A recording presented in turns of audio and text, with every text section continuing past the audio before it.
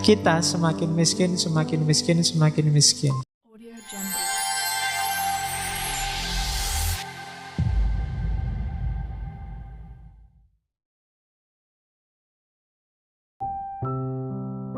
Siapa yang harus kita bela? Yang pertama, mustad'afun. Mustad'afun ini orang-orang yang lemah, atau lebih pasnya orang-orang yang dilemahkan. Orang yang dilemahkan itu orang yang gara-gara struktur sosial dia terpaksa posisinya inferior. Makanya sering disebut kemiskinan struktural.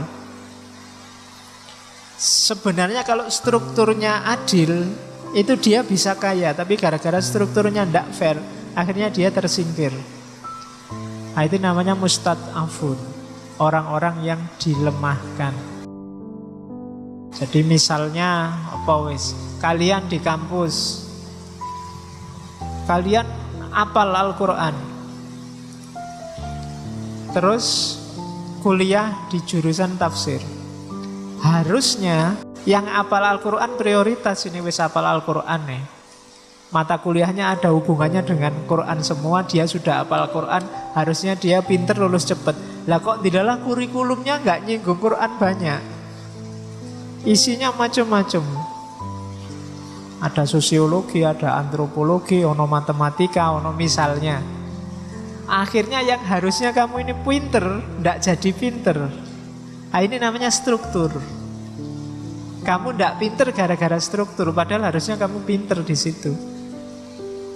Nah, ini yang semacam ini namanya mustad'afun. Kayak kamu punya sawah, bertani, harusnya Indonesia yang agraris, petani itu jaya. Tapi kok tidak? Pasti karena ada struktur yang salah. Para petani berada di struktur yang membuat posisi mereka lemah. Bertaninya iya tetap mereka yang nanam, tapi begitu masuk fase menjual, mereka kalah habis-habisan, dieksploitasi. Hasil jualannya tidak bisa untuk membeli bibit baru, menanam lebih baru, apalagi ngambil keuntungan dari sana yang besar.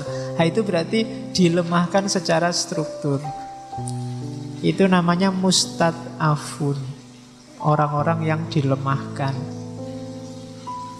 Tidak semata-mata lemah, kalau lemah kan orang yang do'if. Tapi ini mustad'af, dilemahkan oleh struktur, oleh situasi.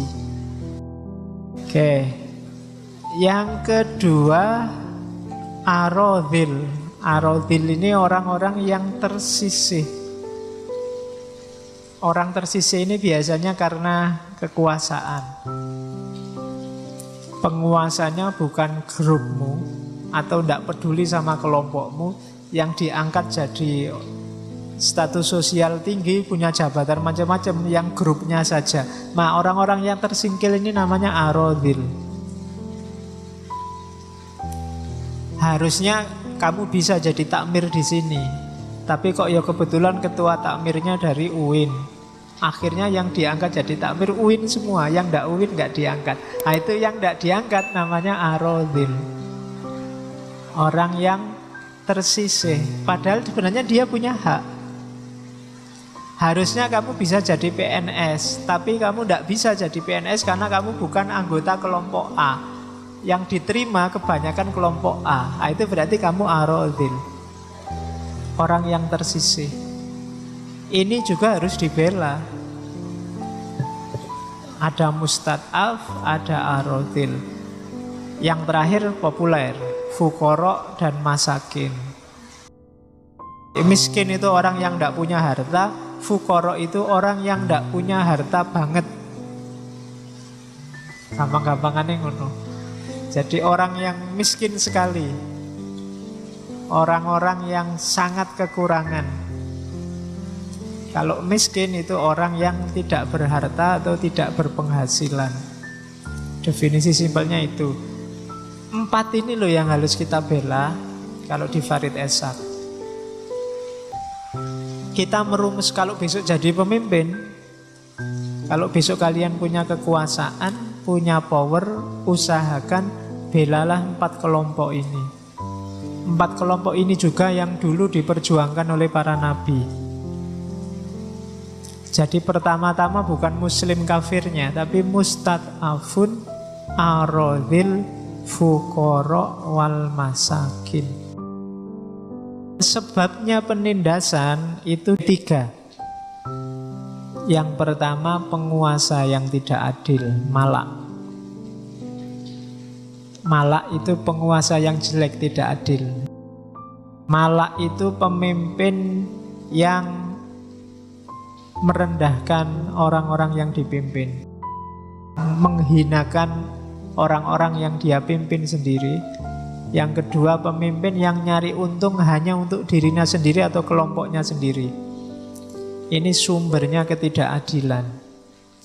Kalau ada pemimpin semacam ini, cepet-cepetlah minta diganti.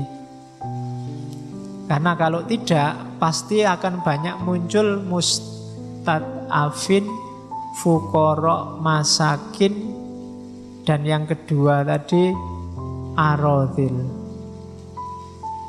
Jadi kalau terdeteksi ada pemimpin yang tidak fair, tidak adil, merendahkan anak buahnya sendiri, merendahkan rakyatnya sendiri, sebagian atau semuanya bahkan, dan yang kedua hanya nyari untung untuk dirinya dan kelompoknya, kalau sudah jelas indikasi ke sana, usahakan cepat diganti biar orang-orang lemahnya nggak semakin banyak. Yang kedua, mutrif. Mutrif ini orang kaya yang serakah. Ini juga bahaya orang semacam ini, karena orang kaya kok serakah, dia punya banyak sekali fasilitas untuk memperkaya dirinya terus. Kalau tidak dihentikan, dia akan jadi gurita yang luar biasa. Kalau ada struktur yang mengizinkan lahirnya mutrif, ya kamu usullah untuk struktur dan sistem itu diganti. Harus ada batas. Tidak boleh orang memperkaya dirinya sakpol-pole. Karena kalau orang dibolehkan sakpol-pole, nanti kayak analisisnya Mark itu loh, pemilik modal akan semakin kaya, semakin kaya, semakin kaya. Kita semakin miskin, semakin miskin, semakin miskin. Itu mutrifun.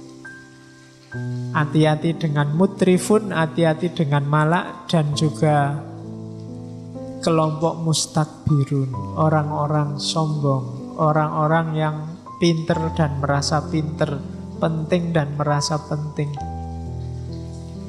Ini juga merusak tatanan, menghasilkan mustad'afun. Biasanya kelompok-kelompok mustakbirun inilah nanti yang jadi sandarannya malak dan mutrif.